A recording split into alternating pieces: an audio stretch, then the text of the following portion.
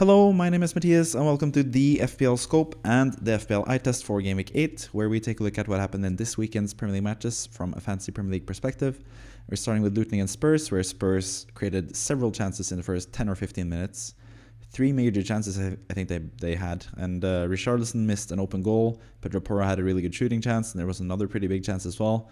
It looked like Spurs were just going to run over Luton, but from that point on, the game became a bit more close, a bit more even. Spurs did have another big chance in the 30th minute, but Luton managed to survive the onslaught from Spurs at the start of the game, and when it was close to halftime, Yves Bissouma got his second yellow card of the evening for diving. He had just gotten his first yellow card right before for stopping a counterattack, and then he dived to get a free kick for Spurs, which was really stupid. He had already been suspended for the next game week with the yellow card, but with the red card, he's going to be suspended. And then the next card he gets in the league, he'll get another suspension as well. So yeah, that's a pretty big miss for Spurs, which is going to affect them in FPL as well, I think, because Bissouma has been, I think, their best player so far this season, and potentially the best player in the league, because Bissouma is amazing. But diving for a free kick and then getting your second yellow is not the best decision he has made so far this season. But either way, Spurs managed to score in the second half. James Maddison again, they took a short corner. He was really, really good in the build-up. Basically went past the defender and passed it into Mickey van de Ven, who scored a goal. Van de Ven, you have to really praise him because he's been an under-the-radar signing that has been really amazing. Now that he scored the goal, I made this point as well, that now that he has scored his goal, he's going to get all the recognition that he deserved even before this game, because he is a really good defender and he's really good next to Romero. So I think Spurs defense is actually really good going forward. They have both Pedro Porro and Udogie on each fullback position that are really good in FPL, and I have them both. I'm pretty happy with that. I wish I had Maddison rather than Son, honestly. But that might also be recency bias, just because Maddison looked better in this game. But at the same time, Son had the assist for Pedro Porro early in the game, where Porro, if he had just shot it better, he would have scored. Probably should have scored there, Pedro Porro as well, which would have been a lot of points for a lot of FPL managers. But Son didn't get the assist there, and it didn't really do much for the rest of the game either, because it was going to be more difficult for Spurs after the red card that they got. So they ended up just scoring the one goal. Luton didn't really create that much. They had 0.76 XG in total, which is not that much at all. Not that many outstanding players from Luton, but the one player that I want to talk about is Alfie Doughty, who is looking like the best defender or the best defensive pick from Luton. But it's a little bit too late, because Luton already had their double game week. They've already been they had two good game weeks before the double game week as well. So their good patch of the season has already come and gone without them scoring that many points. Morris did score decent points in that double game week, but he didn't really do much against Spurs. So I think Luton players are kind of players you just have to look away from. But at the same time, I don't think Luton is the main team to target as well. That has been the case earlier in the season potentially, but now there are several other teams that look even worse than Luton. So yeah, maybe Luton aren't the worst team in the league after all. Maybe there are some other contenders to be the worst team in the league, and we'll talk about them pretty shortly, because we're going to move on to the Fulham against Sheffield United game, where Fulham, who have looked pretty terrible this whole season, actually looked like the way better team in this game. And that's not surprising, because they played Sheffield United, who might be the worst team we've seen in the Premier League for a long while. They might actually be a contender to break the Derby record of the least amount of points in a single season in Premier League, because yeah, Sheffield United are not looking good at all. And to make matters worse for Sheffield United as well, they had a really horrible injury to Basham as well, their defender, 35 years old. He's been basically a Sheffield United player for a long time. He was there when they were back up in the Premier League a couple seasons ago as well. And it's really sad to see. It's probably the end of his career, which is really sad to see. He's a well-respected teammate, I know, from Sheffield United as well. So yeah, hopefully he gets well soon. Hopefully he can be back playing football again. But yeah, really sad to see, especially for Sheffield United, who need every player that they have. And of course, especially for Basham himself, who has had a really good career, has had some Premier League matches, had some Premier League experience, and is a well-respected teammate, like I said. So really sad to see. But speaking about the game, Fulham actually looked like a really good team this time around. Willian had a really good chance at the start of the game. He missed it. Basically came through one-on-one with the goalkeeper after really nice dribbles from Willian. Sort of looked like the Willian of old, but the finish was not the best. But Fulham wouldn't be denied. Bobby De Cordova-Reid scored the opening goal for them, with Andreas Pereira supplying the assist. Andreas is not quite as good of a FPL pick as he was last season when he was 4.5, because he's 5.5 now. But he's still like a decent pick if for some reason you have an inclination to get a Fulham midfielder. I don't know why you would do that, because Fulham have looked pretty bad, but in this game they look pretty good. And part of it is because they played it against Sheffield United at home, and the other part of it is, I think, that they played with Vinicius up front rather than Raul Jimenez, because I made this point a couple times. I think Vinicius is just a better striker in general than Jimenez, and I think he's going to help Fulham, who are still sort of lackluster now without Mitrovic. Mitrovic was so important for them, and they're struggling without him. But in this game, they actually managed to pull off the win. But they did concede a goal, which is sad for any Bernd Leno owners, because this was like one of the best games that Fulham had left for the foreseeable future. But it was basically down to an own goal from Anthony Robinson, a pretty poor own goal as well. Just a really poor clearance from Robinson after a cross was deflected onto his path. And he just basically put it into his own net without the ball even going towards the goal. So really unfortunate for Fulham there, but they were really fortunate with the 2-1 goal where Tom Kearney shot it. I think he hit his own leg when he shot it, and he went with a crazy arc over the goalkeeper, hit the crossbar, and then into the back of the goalkeeper, and then into the goal again. So pretty lucky there from Fulham, but they were deserved winners in the end and scored the final goal as well with Willian, who was the top performer for Fulham this game. And that's pretty much it. You don't really have to talk that much about Fulham or Sheffield United assets, because there are really not that many. I know Archer is the cheapest potential striker you could get, but even then, maybe you should look to upgrade to like a 5.0 attacker that might play, someone like Lyle Foster for Burnley, for example, who has pretty good fixtures. I don't even know if Archer is the best like cut price forward even anymore, because Sheffield United look really terrible still and couldn't really create much, even against Fulham, who have been pretty terrible this whole season. So yeah, enough said about that game. Moving on to Everton against Bournemouth, and this is another team to target. I'm not even talking about Everton, because that has been like one of the weaker teams so far in this season in terms of points, but in terms of play, they've actually been really good. Like, they have created more expected goals than Man City this season, which is kind of crazy to see.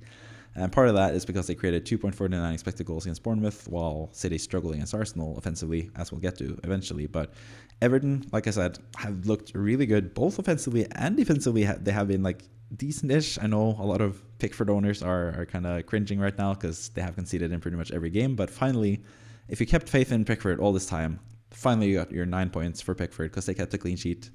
And it was a pretty easy clean sheet as well, because Everton were just all over Bournemouth in this game, created chance after chance after chance. They even scored for some of these chances as well this time around. First goal was from, I'm blanking right now, but yeah, they had a nice opening goal, Everton. But the second goal was even better, with Jack Harrison scoring like a looping shot as well for Everton. Really nice from Jack Harrison, who's also an underrated FPL asset in his own right. The first goal, now I remember, is James Garner, another really underrated asset, another really underrated player in general, who won the ball and just basically went up into attack, and they had a numbers advantage, but he just shot it anyway and scored. Really easy for Garner, who's been a really good player this season, one of the most underrated players in the Premier League, in my opinion at least. But yeah, then Jack Harrison scored, and Calvert-Lewin looked really good as well, created several chances. And then in the second half, McNeil put a cross into the box, where I think it was Jack Harrison again who had the shot on goal. And then the ball ricocheted out to Doucouré, who's always in good positions in the box. I think Doucouré has been a real good asset so far this season. He scored a couple of goals as well, and probably should have had more because he's missed a lot of chances. But Doucouré is looking fantastic as like the number 10 sort of for Everton. He's been really good all season and got his goal in the end in this match as well. Bournemouth, not really that much to say. They're just a really easy team to target. Both, I think the third goal as well was Bournemouth losing the ball in their own half, and then Everton countering and scoring straight away. So 2 goals where they made mistakes, where Everton punished them. Not looking good for Bournemouth, and I think that's definitely one of the teams to target.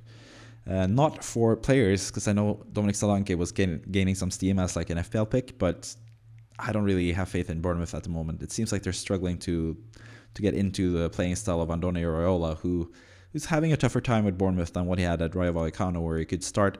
He actually started in the Segunda División with Rayo Vallecano and could like make his team better while they were facing pretty easy opposition. But now they're facing top opposition in the Premier League every week, and Bournemouth just looked really bad. So yeah, I wouldn't get Solanke if I were you. I wouldn't get any other Bournemouth players if I were you.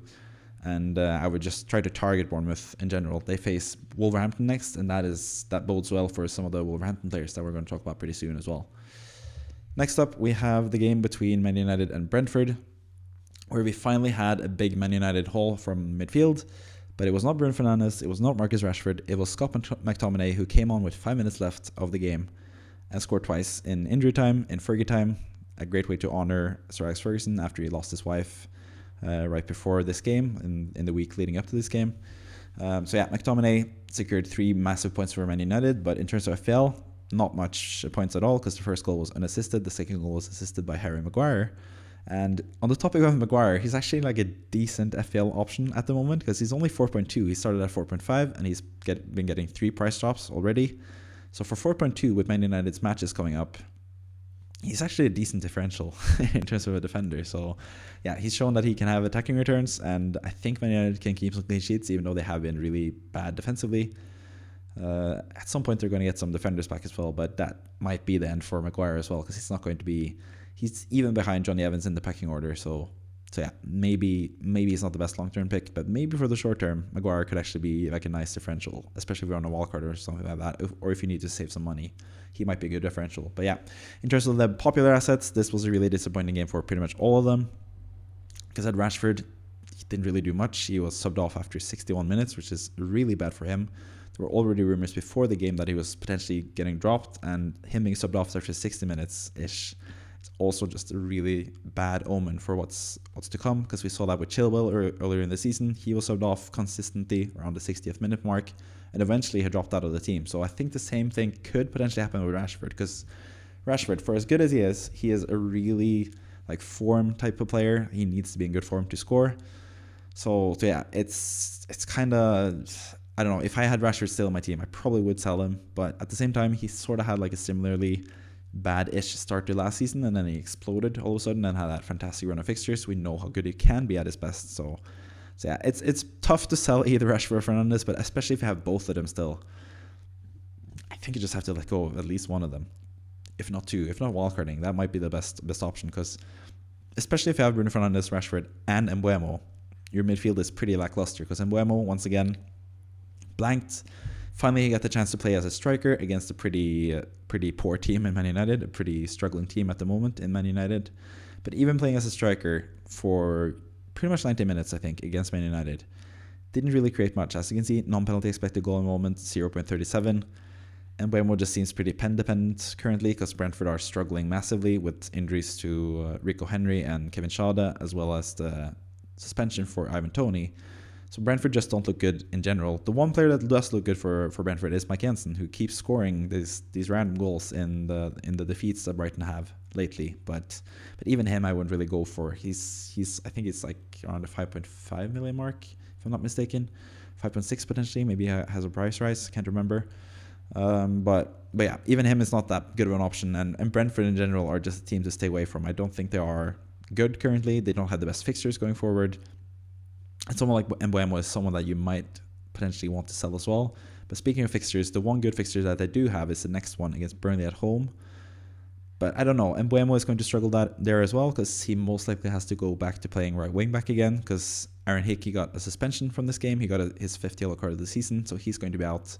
And Brentford basically only have Roerslev and not too much else to play as a wing back for this team. So Mbeumo might have to play as a wing back again, so maybe you should sell him. I have him myself, and I'm probably going to keep him just for this one game week, because I have other things to do, and I kind of want to get Mitoma in for the next game week in game week 10.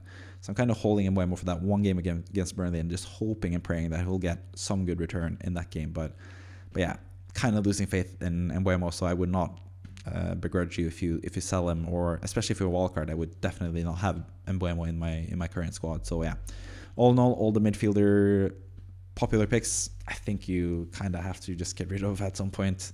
Bruno Fernandes as well, he's top 3 again for non-penalty expected goal involvement, but it's only 0.31, which is not that good. The other bad thing about Fernandes is that even though he plays 90 minutes, when they are chasing a lead or chasing a draw or a win towards the end of the match, as Man United usually do, because they usually are down at that point, Bruno Fernandes' role is not playing as the furthest most forward player to try to score. He's actually the player in midfield supplying the passes, like the long balls into the box towards the likes of Maguire that they've moved up and stuff. So he's not even getting assists, because he passed it to Maguire, who headed it forward to McTominay, who scored. So Bruno Fernandes is not even getting points from that because he's not that offensively minded towards the end of the game, because he's basically just applying the balls into the box for Man United. So even Bruno Fernandes is also kind of pen dependent. So both him and Mbeumo kind of pen dependent, and Rashford, even though he could explode and start going on a run because Man United have some good fixtures now, he might also be dropped. So all those three players, like I've said a couple times now, not the best to have in FPL. Next up, we have Burnley against Chelsea, and once again we see that Burnley at home, when Burnley play at home, they are a pretty easy team to score against. Man City scored 3 goals against them, Spurs scored 5 goals against them, and now Chelsea scored 4 goals against them, which is kind of crazy because Chelsea have been really lackluster so far this season, but the one player that has been pretty good for Chelsea is Raheem Sterling, and he proved his worth again after several blanks in a row. After several unlucky blanks in a row, I should say, he finally got his comeuppance, or the opposite word of comeuppance, because comeuppance is sort of bad, but he kind of got his points again, which is really sad for someone like me who brought him in after his big fall against Luton, had him for 4 consecutive blanks, I think, 2 points, 2 points, 2 points, 0 points. And then I sold him now, and now I got 16 points against Burnley. So again, it just proves why maybe you shouldn't sell Mbeumo against Burnley, because you never know. You could score a lot of points against the likes of Burnley. So maybe that is an argument for keeping Mbeumo for one more game week. But yeah, it worked for Sterling. He looked like the absolute best player on the pitch once again. No idea why he's not in the England squad. He should definitely play for England. He's been picked every single time for England, but now all of a sudden when he's actually in form, he's not getting picked for England, which is really strange. But yeah, Sterling, he both had the assist for the first goal, an own goal from Al-Dakhil, and then won the penalty for the second goal, which Cole Palmer took. And that's also something of note. Cole Palmer is a 4.9 million midfielder who plays every game for Chelsea, a pretty good team that create pretty good numbers. And he's a penalty taker as well, which is really fantastic. So Cole Palmer even had an assist towards the end of the game, which once again was set up by Sterling. Sterling went past his defender, crossed it to Palmer, who passed it into Nick Jackson, who finally scored as well in the league. So Nick Jackson is another one of those players from Chelsea that has been struggling when most people have owned him, and then now that most people have sold him, he actually delivered and scored a goal. So Sterling and Jackson, Chelsea in general, just forever FPL trolls. We have Chilwell as well, who was looking decent at the start of the season, but then he was dropped from the team, and then when he looked like he was going to be back and play these easy matches, he got injured. So yeah, Chelsea have just been massive trolls this whole season, and you should probably stay away because they have really tough fixtures, starting with Arsenal in the next game week. So yeah, it's probably too late to jump on the Chelsea bandwagon, I guess, but Cole Palmer is maybe the exception because he's so cheap. He could be your final attacker that you could swap in and out for a different attacker. Maybe if you have someone like Lyle Foster, who actually had the assist for Burnley on the opening goal. Maybe if you have someone like that and Palmer, you can switch between those two guys as your final attacker every single game week, because you can only play 8 attackers at a time, or not even 8, you need 3 defenders, so you can only play 3-5-2, so you can only play 7 attackers at a time. So yeah, maybe that's the rotation you go for. The first goal for Burnley, they actually opened the scoring in this game, was from Odobert again. I can't even remember his first name because I didn't really know about this player until he started playing for Burnley now. And he actually looks pretty good. Like, he looks like a pretty viable pick. He's also around that 5 million mark as a midfielder. So he's also like a decent differential option for midfield, because Burnley have really easy fixtures going forward. And Odobert or Lyle Foster might be the ways to go if you want a cheap Burnley attacker, because Burnley still, they are conceding a lot of goals. They are scoring some goals as well. They were kind of lucky not to score against City in the opening game. They scored twice against Spurs and now scored 1 goal against Chelsea as well. So yeah, not the worst offensively, Burnley, but defensively, they are definitely a team to target. So whoever plays Burnley, you should probably look to keep them or bring them in. So again, I guess I'm making the point for Mbeumo, keeping Mbeumo, and that's what I'm going to do with my own team personally as well. But yeah, Chelsea in general looked really good. Sterling looked fantastic once again. The assist, won the penalty, scored a really nice goal, and then set up the 4th goal as well. He was pretty much involved in everything Chelsea did. So Sterling still looks good, but Chelsea's matches make it kind of difficult to bring him in. But if you have him still in your squad, I'd probably keep him for a couple more game weeks and see what he can do, because he can score against anyone. He's that type of player who's really good. So yeah. Next up, we have Crystal Palace against Nottingham Forest, and this was kind of more interesting than the 0-0 and the low expected goal numbers would tell you. There were some pretty good chances in the game, or some pretty close goals at least in the game, because the earliest chance in the game was for Gibbs White, who was passed through on goal, but it was sort of, the ball was bouncing, he had a defender in his back, the goalkeeper was coming out and rushed his finish, so he had to lob it straight away. He actually lobbed it over the goalkeeper. I don't think the XG was the best for that attempt, but the ball hit the post and out, so it was really close for Gibbs White to score and make himself a viable option as well, because Gibbs White is also someone that you could look into for like a single or 2 game weeks if you have a wildcard, for example. Because Forest have some decent fixtures coming up, so Gibbs White is definitely someone you could consider. Murillo as well, I have to mention him, the defender for Nottingham Forest. He had a really nice attack where he just basically took the ball and just went through the whole defense of Crystal Palace, went through on goal and shot it, but he shot it straight at Johnston. It was sort of like a typical centre-back finish. And then the return, when he got the rebound as well from the shot, he also shot once again straight at Johnston.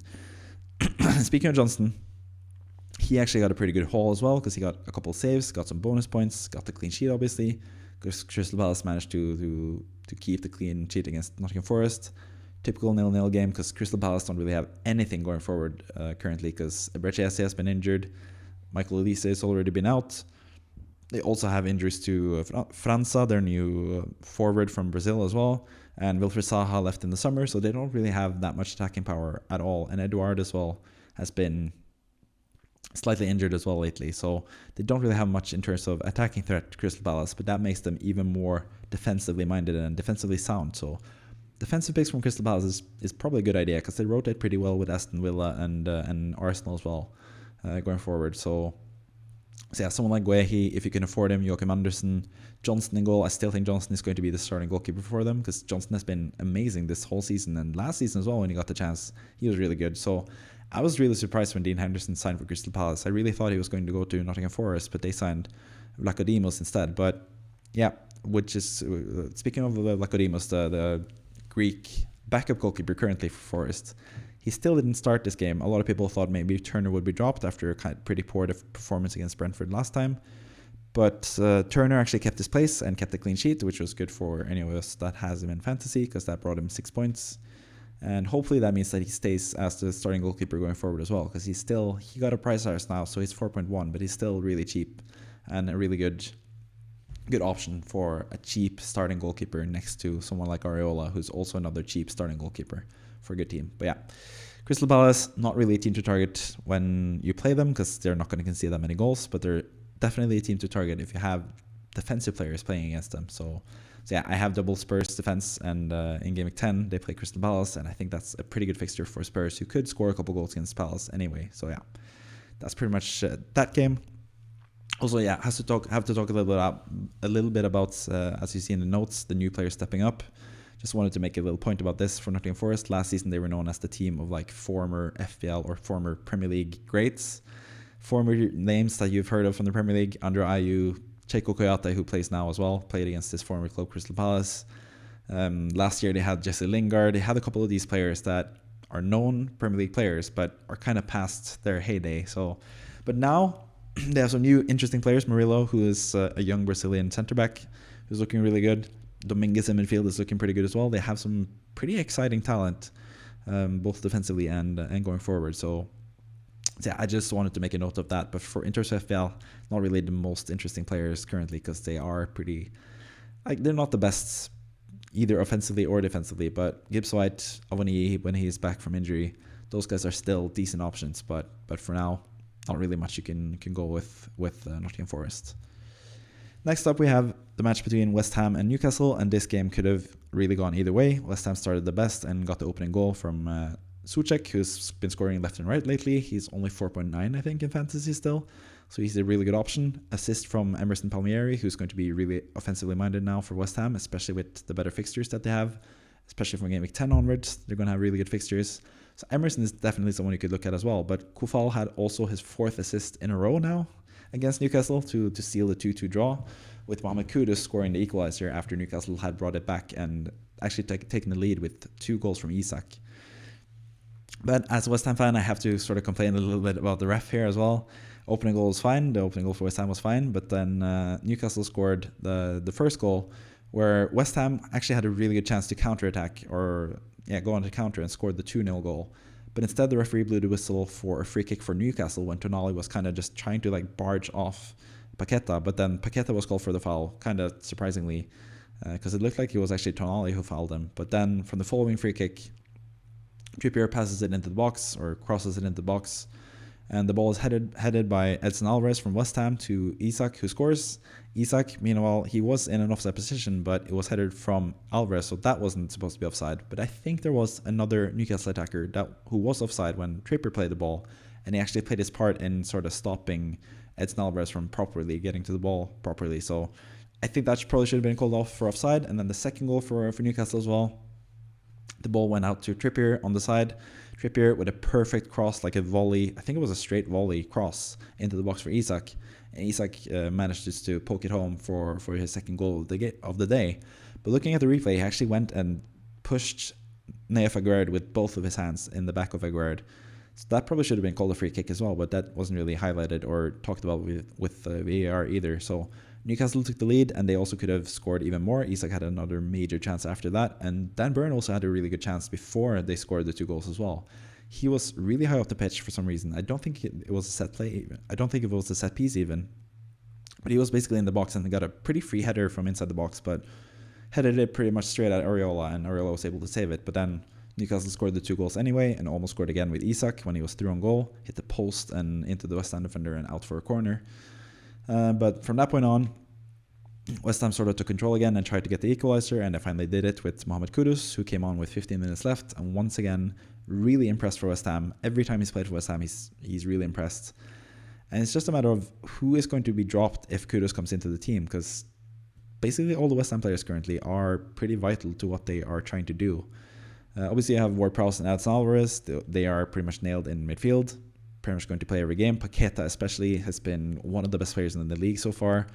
He's obviously amazing. Bowen is nailed. He's going to go nowhere. And then Souček has played really well as well. Like, Souček has scored a lot of goals, including in this game.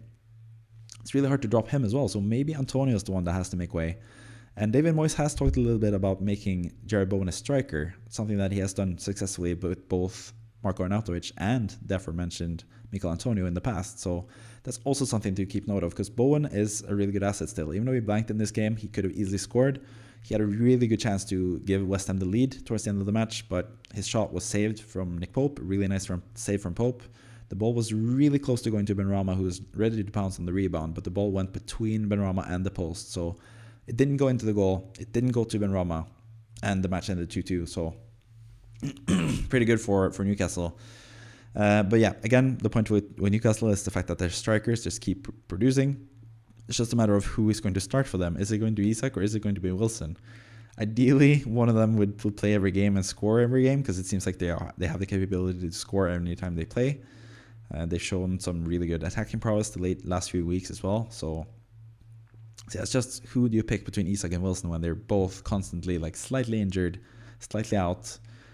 And for now, my guess or my answer is, as it has been pretty much all season, you pretty much just stay away from Isak and Wilson until one of them gets a long-term injury, and then you go for the other one 100%, because they are going to keep scoring goals. It's just going to be alternated between each and every game week, whether it's from the Premier League or in the Champions League. They're going to switch up a little bit and play both of them. So yeah, really hard to predict who's going to start for Newcastle going forward, but they have so many good options. Trippier in defense, Burn in defense is looking really good. Botman is going to come back potentially for game week 9, potentially game week 10. He looks good. Anthony Gordon was suspended for this game as well. He's going to come back and look really good as well. So Newcastle have a lot of good assets. West Ham have a lot of good assets as well. I spoke about Bowen. I spoke about Souček as well. I think Kudus, if he starts playing every game, he's going to be a fantastic asset for 6.5, I think he is still. Ward-Prowse is a really good asset. Defensively, you have Areola in goal. You have the likes of Suma in defense, who I actually might prefer over both Emerson and Kufal, even though Sufal and Emerson have had assists lately. So yeah, plenty of great fancy assets from both of these teams, and they still have pretty good fixtures, both of them as well. West Ham especially have really good fixtures going forward. So yeah, really interesting game in terms of FPL assets this game. And speaking of interesting FPL assets from two teams, we have another one of those games with Wolsey and Aston Villa, with again several top players proving to be really good value picks. Sadly not Diaby and Cash, who are my Aston Villa picks currently. Cash actually had a really good chance to score in the start of the game. He got a really nice cross into the box, and as always with Cash, who played as a right winger from the start of this game, he had a really good chance to score, but he didn't take it properly, or he took it decently. He had a shot on target at least, but it was saved by the goalkeeper. But Matty Cash is going to explode at some point. He's going to get a lot of goals at some point, whether it is the same game or if it is spread across several games. He's going to be a really good value pick, so he is a popular pick for a reason. But he didn't manage to score, but that was something that Wolverhampton managed to do, and once again, it was the two main men, Pedro Neto providing the assist and Hwang Hee-chan providing the goal. Really nice goal. Neto just went past Pau Torres pretty easily, passed it into Hwang Hee-chan, who scored the opening goal for Wolverhampton. But pretty soon after, Aston Villa went back into the game and scored the equalizer. Really, really, really nice cross from Ollie Watkins, who once again had a really good game. He crossed it to Pau Torres, who was on the back post, and managed to score his first goal for Aston Villa. He's looking like a decent option as well for 4.5 in defense, because he's playing passes to the forward line all the time to Pau Torres. So he's going to get some clean sheets, he's going to get some clean sheets as well, but he's going to get some assists and he's going to get some goals. So Pau Torres is actually a decent, cheaper option if you don't have the money to go for cash, or if you want to double up on an Aston Villa defense, because you might have to do that as well. But offensively as well, they have really good players. They have Diaby, obviously, who was slightly injured coming into this game, was subbed off after about 60 minutes. I think that's mostly due to injury and not down to him being dropped or anything like that. I still think Diaby is a fantastic pick. But in this game, wasn't really that much of a factor. But Watkins was a pretty huge factor in this game, because he had the assist for the goal for Aston Villa. He also could have had a penalty when he was sort of pushed in the back when he was finishing in the box. Could have either been a goal if he had scored, or a penalty if the ref had blown the whistle, because he was kind of pushed in the back. So I think it could have been a penalty easily. And then towards the end of the game, at the very, I think it was the last moment of the game, he had a really nice cross come in for him, and he headed it and hit the post and out. So it could have been a massive haul for Watkins once again after his major 23-point haul against Brighton the game week before. So I still think Watkins is a really fantastic pick, and it looks like Aston Villa are going to be a really good team going forward as well. So Watkins is definitely someone you should consider as well, even though he is kind of expensive for a forward at, I think, 8.1 or something he is at the moment. So yeah, Watkins is also a really good option. Good options on both teams. Pedro Neto has proven his worth. Like I said, Wolverhampton play Bournemouth next game week, so I think this might be the right time to jump to Pedro Neto. Maybe that is the transfer you want to do if you are tired of someone like Mbeumo. Maybe Neto is the one to bring in when he plays Bournemouth, but at the same time, Mbeumo has a pretty good fixture. But you could also go with Hwang Hee-chan, who's also listed as a midfielder, even though he plays as a forward. He's been getting some goals this season. I think he's already matched his best ever tally as a striker for Wolverhampton, which is kind of not encouraging in terms of how he's been as a player before, but he has a lot of talent, and he was with RB Salzburg back when Haaland played there as well. He was a really good player for them. I think, if I'm not mistaken, I might mix him up with someone else, but Hwang Hee-chan also looks like a decent option. So several decent options for Wolves, who look like a much better team than I expected, and maybe we have to just acknowledge the fact that Gary O'Neill is actually a real good manager, because he took over Bournemouth last season, kept them up. Then he got sacked, which a lot of people thought was crazy, because a lot of people had him as potentially manager of the year last season, or manager of the season in the previous season. But now he's taken over Wolverhampton, a team once again in disarray after Lopetegui left them right before the season, and they're actually looking pretty good. They looked like the best team against Man United. They looked like the best team against Liverpool for a half. They beat Man City last game week, and now they drew Aston Villa 1-1. So Wolverhampton are actually a pretty decent team, and Neto is their best player by far. He's looking so fantastic, and as someone who had so much faith in him last season and before that as well, I was so let down by him last season because he wasn't properly back from his injuries and stuff. He's looking really good currently, and as a big Pedro Neto fan, I'm actually kind of tempted to get him into my team as well. But yeah, so many good assets from this game as well. This whole page of the FPL eye test is pretty much just filled with fantastic FPL assets, because the next game we're going to talk about as well is Brighton against Liverpool, and this ended 2-2. Brighton actually really surprised me. I thought Liverpool were going to win this game. Brighton looked like they were in a downward spiral, and Liverpool have looked pretty good, even though the results have sort of been bad lately. I thought Liverpool were going to be really vengeful after the Spurs game and the whole offside decision there. That was the big talking point in Game Week 7. But it was actually Brighton who started the game off better and actually got the leading goal.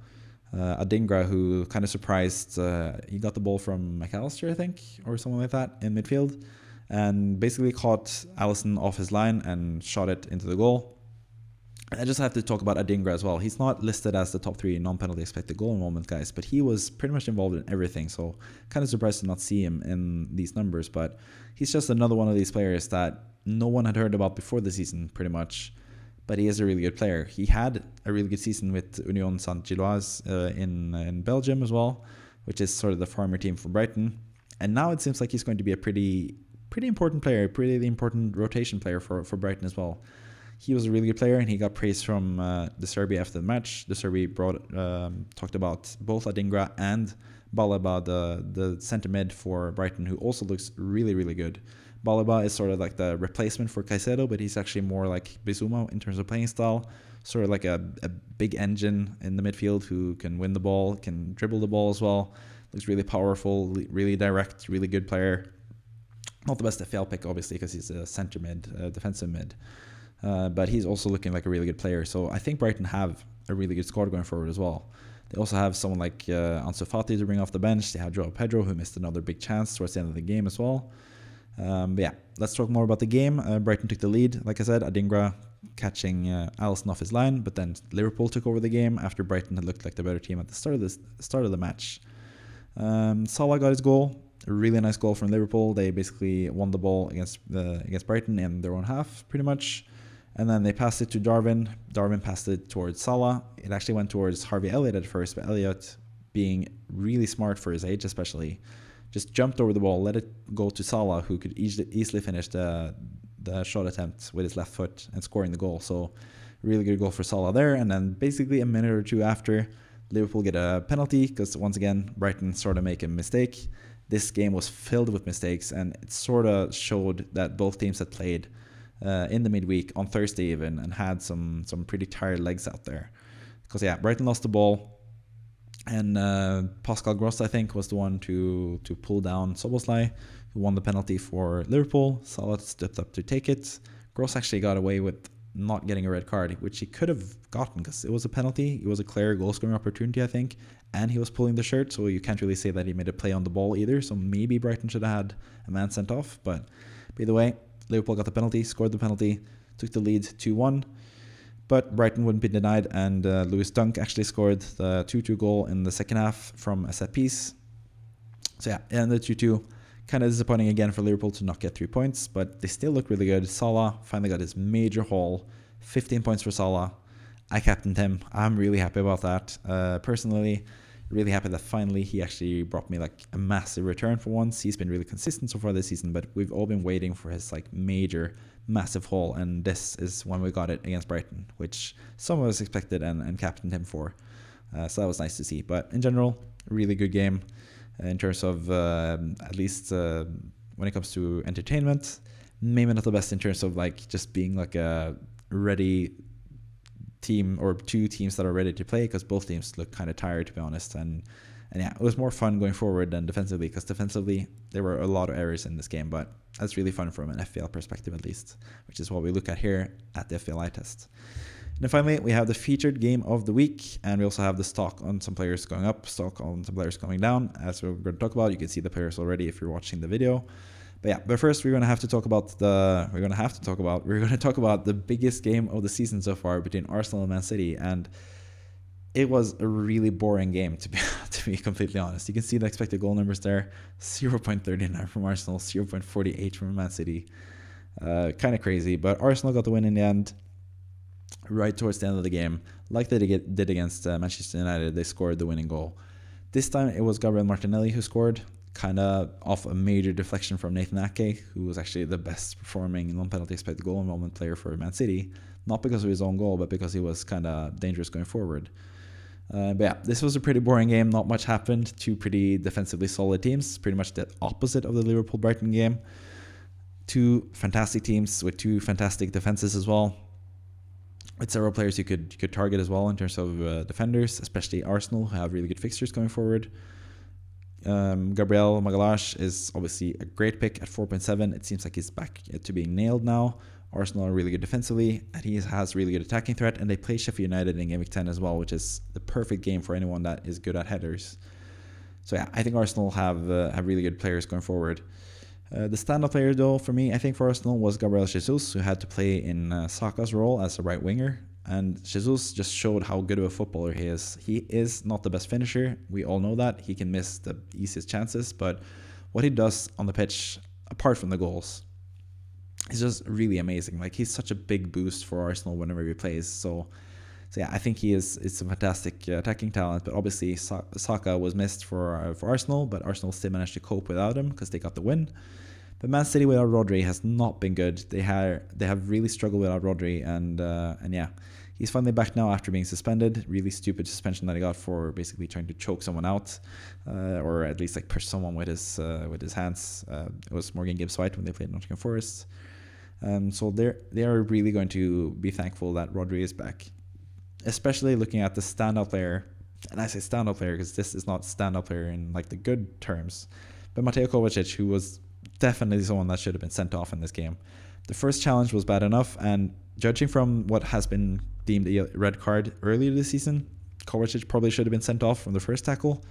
And then a couple of minutes after that, he makes another terrible challenge on Declan Rice as well, hitting his ankle after he hit Ødegaard's ankle for the first challenge.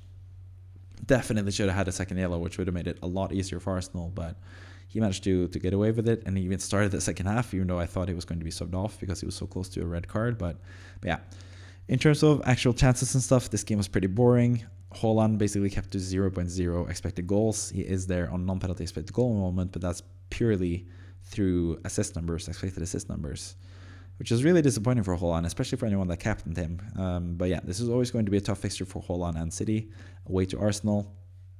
It's a much easier game coming up against Brighton next game week, and with him struggling a little bit now, blanking a couple times, other captaincy options sort of proving themselves, I think Haaland could be a really good differential captain for next game week potentially, but he's also going to be pretty popular as a captain pick because Brighton are pretty bad defensively, so Haaland could easily make use of that. But once again, Alvarez was subbed off pretty early, which is kind of disappointing to see as an Alvarez owner, especially seeing as he didn't start in the Champions League game.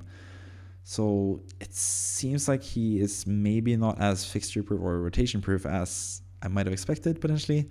Foden played more than him once again, which I'm kind of surprised by. But at the same time, maybe it's sort of like a thing where they have sort of an agreement with Argentina that he's going to be rested before the international break, and then maybe he gets rested a bit towards the end of the international break. Potentially, we have to take a look at that for the international break and see how much Alvarez plays in the final game. Because last time he played a lot of minutes in, was it Ecuador, I think? A pretty high altitude right before the end of the international break, and he still played 90 minutes against West Ham and had 2 assists and was really amazing. So I still think Alvarez is a decent FPL option, but I'm kind of being a bit more unsure about him, especially as he was subbed off a bit early. So yeah, you have to be a little bit worried about that. But when it comes to Arsenal, like I said, really good defense. Saka back is going to help them offensively, and not playing Man City is going to help them offensively as well. I expect Saka to be back for Game Week 9. He is going to not play for England. I think he's still with the England squad, or if he's, I don't know. He's not going to play for England most likely anyway. And probably will be back for Game Week 9 potentially, and hopefully at least Game Week 10 he'll be back when he plays Sheffield United at home, which is going to be a really good week to captain him. But you could look at someone like Martinelli as well. He got the goal credited to him, even though it was a big deflection from Ake, but the shot was on target, so he gets the goal. Martinelli also looked really good coming back from injury. I think he has been sort of like downplayed as an option since a lot of people started with him this season, and he didn't look the best at the start of the season when Arsenal had like a different formation and played a different style. But now he is 7.7 in terms of FPL price. He's gone down to 7.7. A really good price for him, especially with Arsenal's fixtures. So I think he is definitely a player you should look into having in your FPL team going forward, especially in that Game Week 10 fixture against Sheffield United and beyond that. They're going to have really good fixtures. So some really good options for Arsenal, and obviously some good options from Man City, but their options are kind of dwindling a bit because defensively, you never know who's going to start. And offensively, Foden hasn't really looked the best either whenever he has started. Alvarez has been being subbed off a bit early this last few game weeks, and Haaland is not looking like his best former self from last season. So yeah, City assets are still good. They have some good fixtures coming up, even though they do have some on paper difficult fixtures, but offensively especially, they have some really good fixtures in the next 3 against Brighton, Man United, and Bournemouth. So I think Haaland is a definite keep. I would not sell Haaland especially, but yeah, if you went without him on a wildcard, good luck to you. I think it's going to be a struggle for you, but I don't know. Hopefully it works out, I guess, because yeah, it's more fun when Haaland isn't the auto captain as we've seen the past few game weeks. It was fun now to have Salah, especially as someone who had Salah as captain when others went with Son or even Haaland. So yeah, it's more fun when captaincy options are are more up in the air and you can choose someone else rather than just having Haaland every game week. But yeah, finally, I just want to talk a little bit about, and basically just to fill out the page, I want to talk a little bit about players that had their stock go up and the players that had their stock go down. We've talked a bit about them already, so I don't really have to be, I can be pretty brief when talking about these players, but Salah, obviously, he is the main man currently. Liverpool have really easy fixtures going forward, and I think he is the most essential player to have in the game currently. To be honest, they have Everton at home next game week. I know a lot of people are saving their walk for a game week 10, but I think you're going to have to be pretty worried about Salah against Everton at home, which is usually a pretty good fixture for him. I think there's a case to be made to bring in Salah already and use your wildcard already if you haven't, because yeah, I think even if you want to save it for game week 10, you could just use you can basically just pick the team that you would pick for game week 10 this game week and have Salah already. Potentially. And Pedro Neto is also someone that you should definitely consider on a wildcard or even as just a singular transfer as well, because he just looks amazing and Wolves look a lot better than advertised. And he's going to get a lot of points, including the game against Bournemouth now in game week 9. So he has some pretty good fixtures. When it comes to stock going down, it's from the Man United Brentford game, like I talked about. Rashford, I think is kind of a rotation risk now. If you have Bruno and Rashford, I would probably sell Rashford because Bruno is on penalties. If you're still on double Man United midfield, by the way, I'm sorry about your rank because it can't be that high. Maybe you are into the top million with both of them, but still, probably not the best thing to go with double Man United midfield from the start of the season until now. But Rashford is definitely the one I would sell out of the two of them. But he could also turn on a dime and suddenly be one of the best assets in the game again. But yeah, I'd probably sell him, even though they have a pretty decent fixture coming up now in next game week. Brandon Mbeumo as well. I've talked a bit about him in this roundup, so I'm not going to talk much more about him. I actually he's probably the player that I've talked the most about this FPL test. So yeah, just basically listen to what I said earlier in the episode for anything when it comes to Mbeumo. Someone that's going to keep him. Hopefully he gives me a nice sending off present, but that has not been the case for most people this season. Whenever I've decided to sell someone, they have pretty much just blanked the game week before I sell them anyway. So that's most likely going to happen with Mbeumo as well. But either way, that has been the FPL test for Game Week 8. About 47 minutes of pure Premier League, Fantasy Premier League talk. I hope you enjoyed it. I hope you stick around for several videos going forward as well. We're obviously in the middle of an international break, so this week is going to be a bit more or a bit less content heavy when it comes to FPL content. So putting this out today on Tuesday. On Thursday, you'll get the FPL Scope podcast as always. But that's pretty much the content for this week. And then next week, leading into Game Week 9, we're going to have the usual videos. We're going to have the weekly wildcard drafts. We're not going to have the FPL test, obviously, because we have that now. But I'm going to talk a little bit about some differentials as well in one of the videos. I'm going to have the FPL Scope podcast again next week as well, as we have this week. And I'm going to have my team selection video on the Friday next week as well, where I talk about my past game week, which was pretty good, and the next game weeks, or Game Week 9 and beyond as well. So stay tuned for that. I hope you enjoyed the video. Hope you liked the video if you can, and I'll see you next time. So thank you and goodbye.